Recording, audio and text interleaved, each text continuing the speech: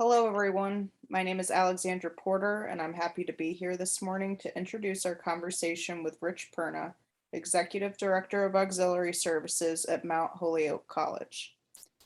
A year ago, we spoke to Rich on his strategies moving into the fall of 2020 facing the pandemic. Today, we will be reflecting on his experience last year, lessons learned, and what lies ahead for dining as we continue into fall 2021. David Porter, President and CEO of Porter Car Consulting, will be leading today's conversation. Without further ado, I'll pass it over to David to get the conversation started.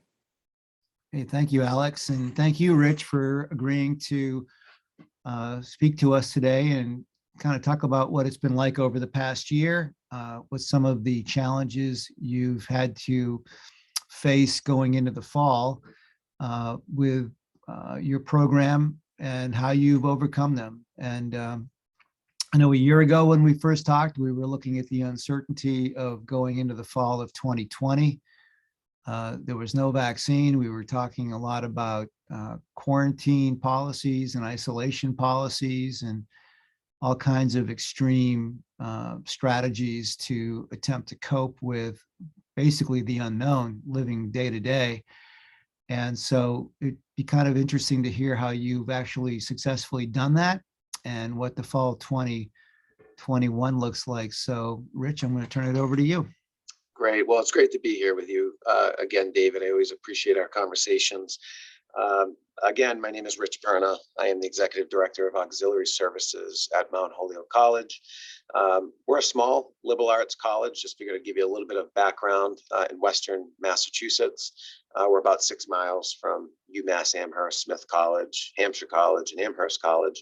We have about 2,200 students that reside on our campus, and we are an all women's inclusive college. Reflecting on the past year, it has been probably one of the most difficult year and a half that we have ever faced in collegiate dining. I know most industries have been impacted by all of the different challenges. But what we have done here is we've responded and pivoted so many times with different safety protocols, supply chain issues, which are definitely more prevalent right now with the supply chain, and staffing issues that just don't seem to get better. But in the end, we have done our very best to exceed all expectations in which we tried to do just during our normal times as well.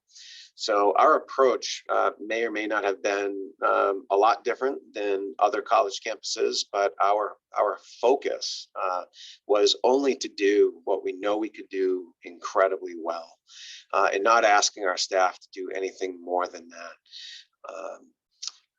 Also thinking about and making decisions that impact the entire team, the students. It's a very delicate balance. So really, really super critical. And leading through engagement is another thing in different events and pop-up events that I'm going to talk to you about today. But let's talk a little bit about leading through engagement and what you see here in this picture. This is a picture of Navratri, which is a celebration of a Hindu festival at our halal station. Our halal station is called Baraka. Baraka stands for blessings. In the past, this wasn't something that we would do, but we went to the Office of Religious Life, knowing that there are so many things that we're going to be taking away this semester. We want to see what we could add in and what could we add in terms of different celebrations. What could we do in terms of different holidays that we wouldn't normally consider? And what would the students maybe be missing out on campus through, say, catering or through our Office of Religious Life? So like this event that you see right here, which went over, it was a really nice surprise to our students, and it went over really well. We also took on things like Passover at our kosher station. That was normally done at the Office of Religious Life. Ramadan accommodations, which we're able to do much bigger and different at our halal station this past year. And like I said, in the past, a lot of these different events would happen throughout campus, but in a much different way. So how can we bring things into our dining facility when we're taking away so many different things? So this is a guacamole pop-up event that we have here. What's missing in this picture is we have a chef that is actually crushing the avocados and doing that right in front of the students and creating a lot of engagement and a lot of conversation. One of the things that we really noticed is this sense of loneliness, and that's going back to our conversation, David, that we had about a year ago, that there was just this sense of loneliness, and students were coming just to the dining hall and maybe back to their resident hall. They were Zooming for their classes. So how could we have these different pop-up events and have staff at the pop-ups to be able to say, hey, how you doing today? What's new? What's going on? And really, what happened, it actually developed a lot of relationships with our students, and a lot of strong, I think, long-lasting relationships with the students. So pretty exciting.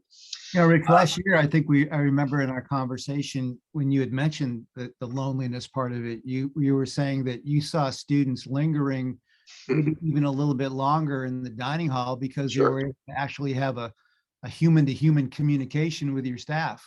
Absolutely. And you know what, David, it's still happening today. We're noticing just all the time, just our staff and our students engaging and having conversation. It's not always helpful during the lunch rush, but we've learned to navigate that. Interesting.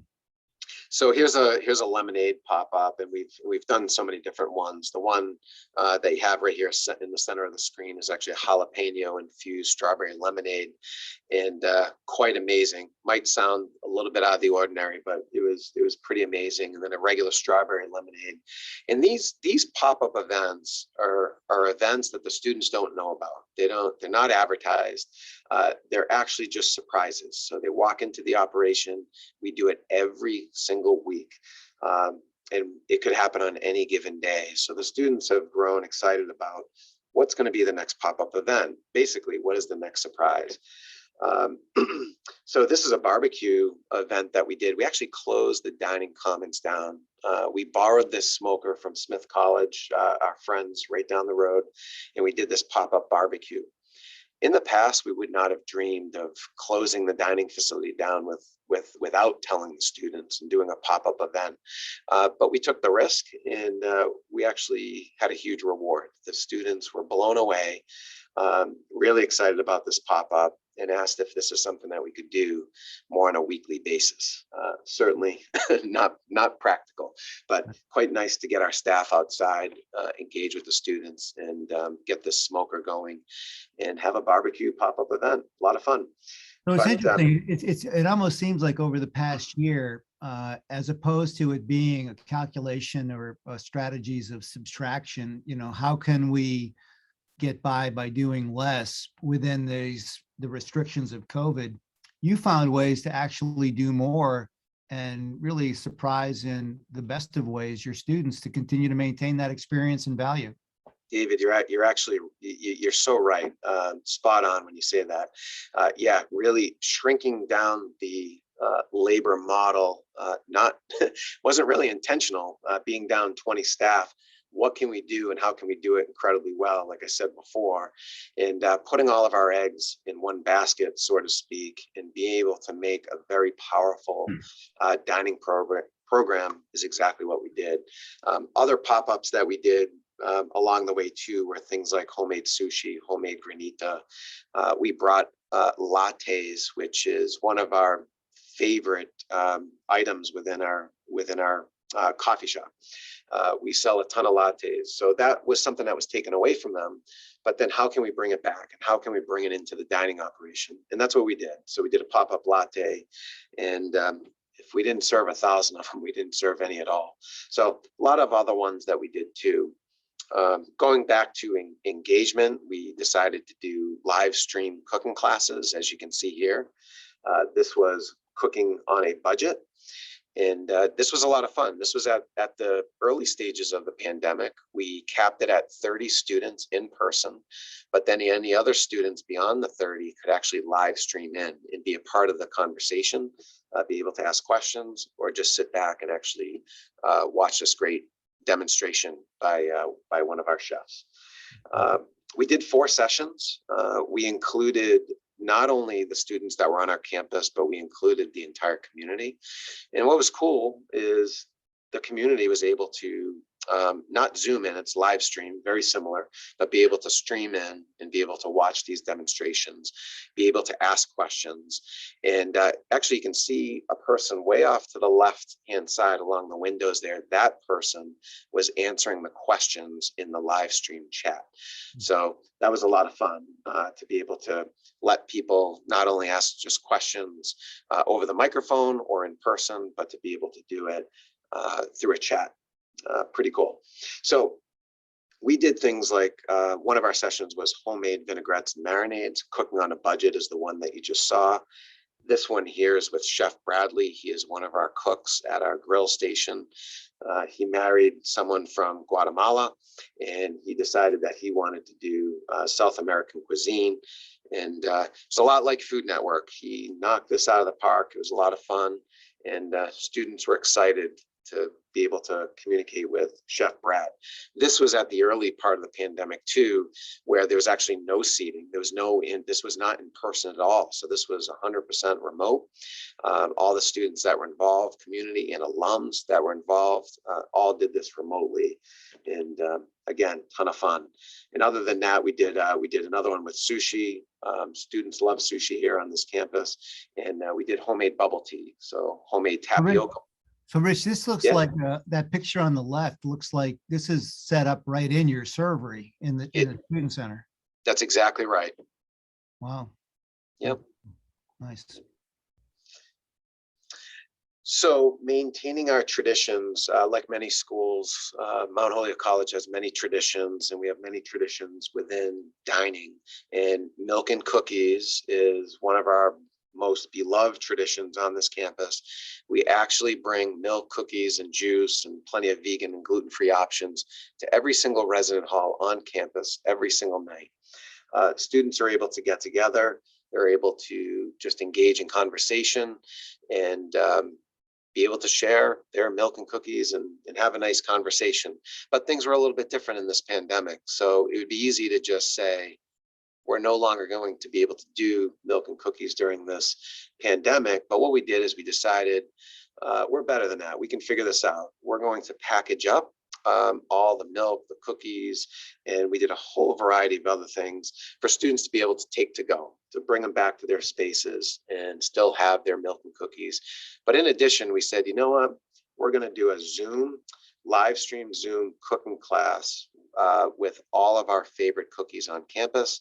In addition to that, we were able to partner with one of the professors on campus and do a recipe contest, if you will, for students to actually vote on and then submit the recipe to dining. And then we'd actually make these cookies and we would insert them into our beloved tradition, our MNC tradition. So that was, that was a lot of fun. In addition to that, we do what's called gracious meals. Gracious meals is something that would remind you of a high-end catering event that we do within our dining commons.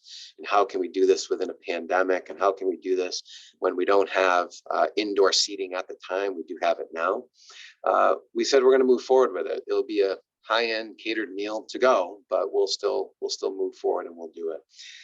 We're looking forward to our next one in just a few weeks. And now we are back to 100% indoor dining. And this will be a Thanksgiving gracious meal. So we'll bring the tablecloths back. We'll have the ice carvings. We'll have the candlelight dinner. And of course, we'll have some great food. So now, just like about every other college or university in the United States, you're faced with supply chain shortages, Sure. labor shortages. You mentioned 20 empty positions. You've decided to close your retail for the most part, reallocate that labor, what you have left, into your primary dining venue on campus in your student center. Continue to be able to maintain extended hours, unlimited access from 7 a.m. to midnight, 2 days a week, 7 a.m. to 10 p.m., 5 days a week. So how's that going? It's going really well, David. And I'll tell you why. So back in the spring, this is when it all started. I got together with the Student Government Association and asked them to meet and develop a food service committee to talk about the current semester, what what things went well, what they would like to actually see coming into the fall semester, what their expectations would be. And one of the biggest things was takeout. Takeout was something that just continued to come up with the students. And I've actually been talking about this for years now and have not implemented it. I just think maybe the fear of budget and allowing takeout in an all you care to eat facility, but that's something that we did. So we went into this semester. The students knew that we would have this takeout. Seemed to be the most important thing.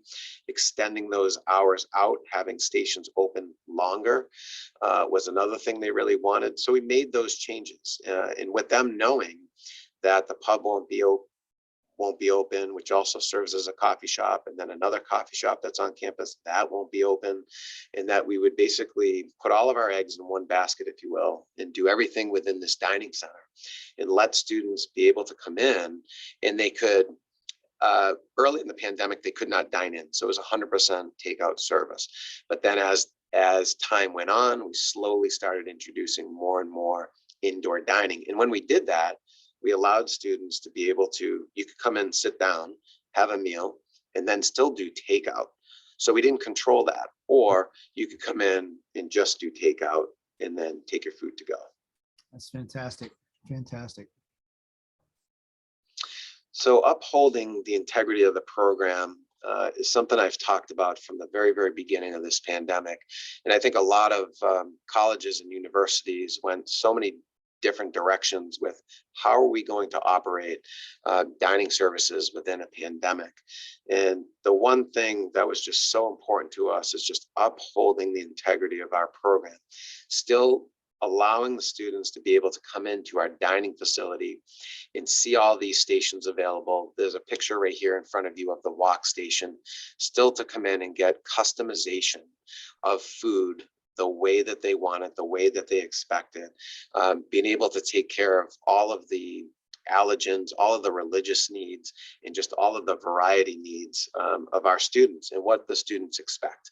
So again, this kind of comes back to that value. It comes back to that engagement, that interaction, and that's what we have done from the very beginning of this pandemic, and we continue to do that.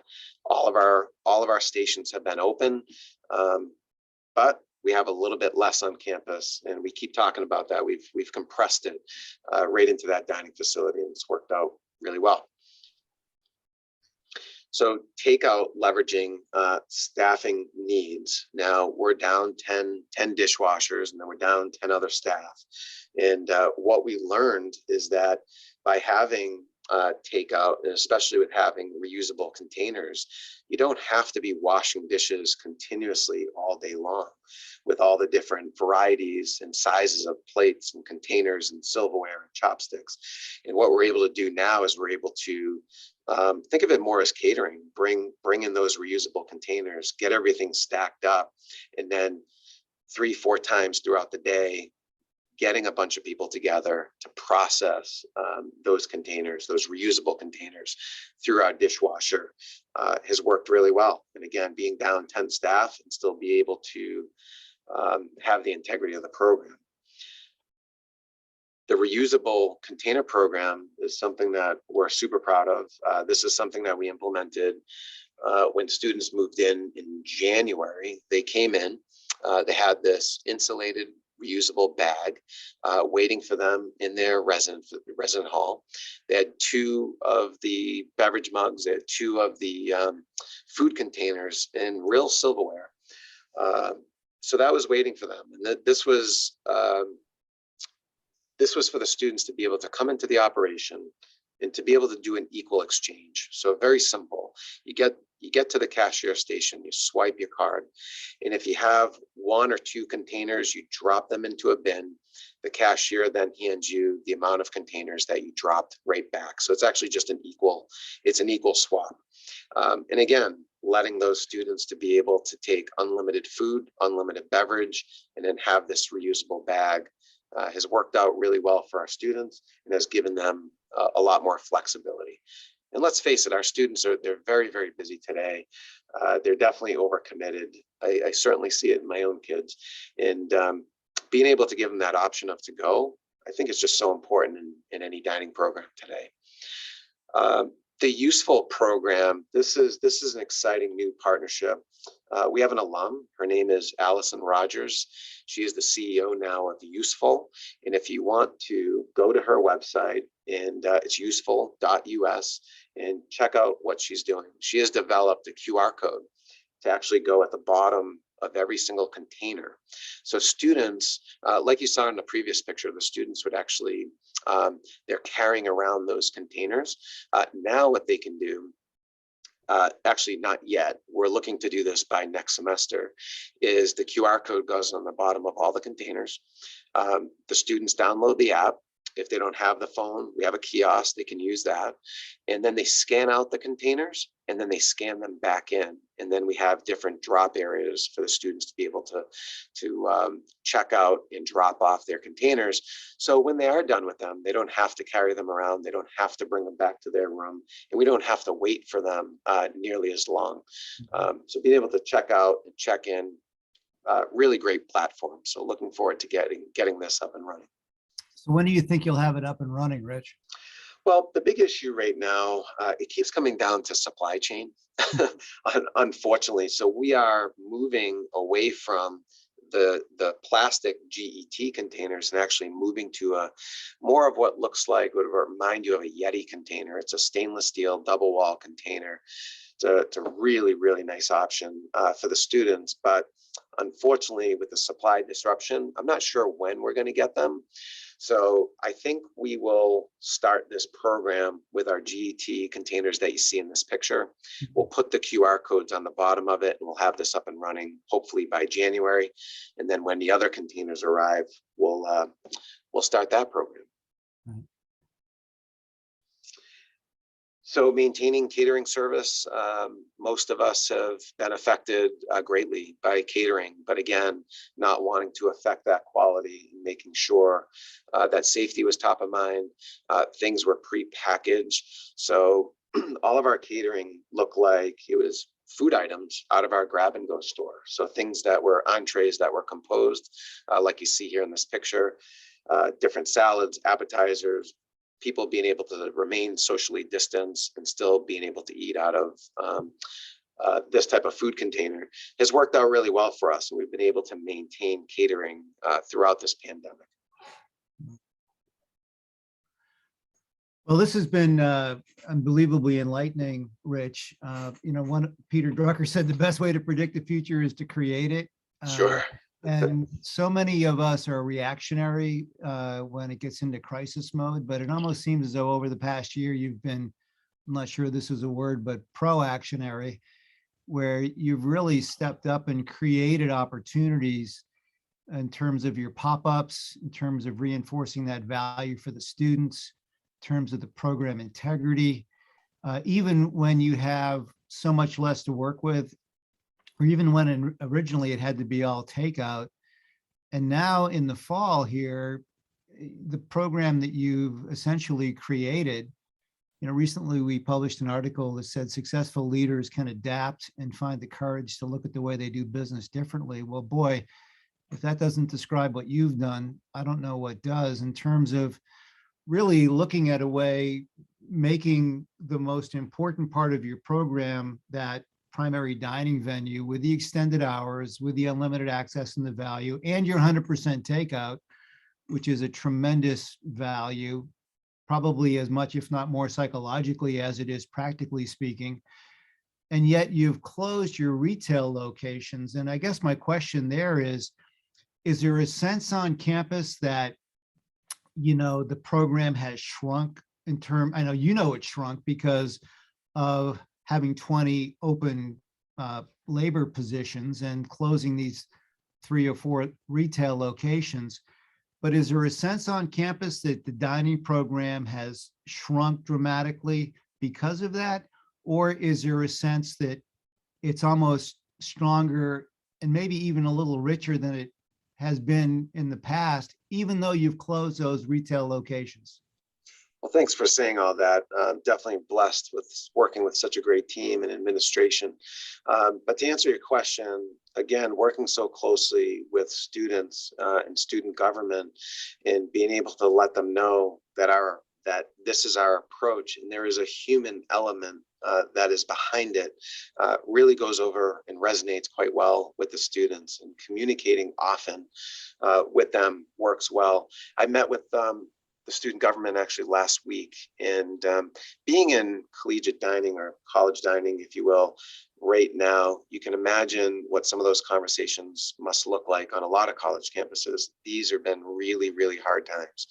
So I think our approach has worked out really well with the students, because we've engaged with them, we've included them, we've asked them to help us make these decisions together.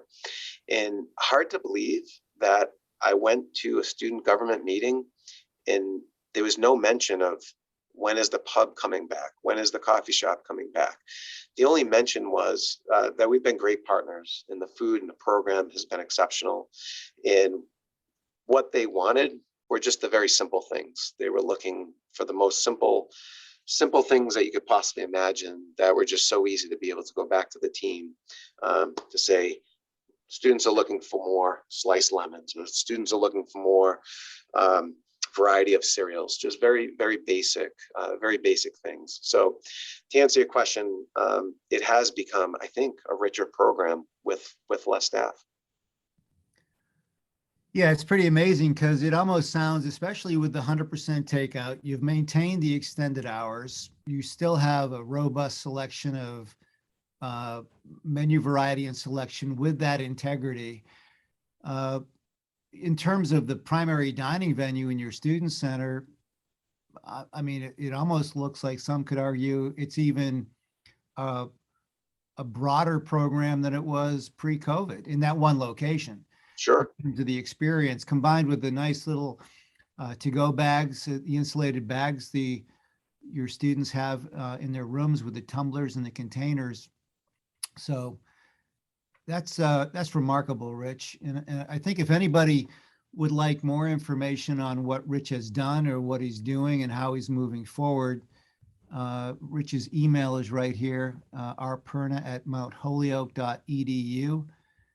Rich, I want to thank you for taking time to update us. I want to thank you for your courage and your leadership on your campus. It's inspiring to me to see this when so many of us in so many schools are struggling with all of the issues you've talked about. I think what's encouraging is to see that there are solutions. There are ways to rise above it. There are ways to do a lot more with less. And you're living proof of that. And, you know, we'd love the opportunity to check back in with you in a semester or at the end of the year and kind of get an update again on what it's been like and what's next for you on your campus. Well, I really appreciate the conversation, David. Thank you so much for having me. I really do appreciate it. And you know what makes a successful program is working with those around you, working closely with your staff and working with the students, and creating it together. So I'm thankful for everyone that I work with, and thanks for having me today. Appreciate it. Okay. Thank you, Rich. Thanks, everybody.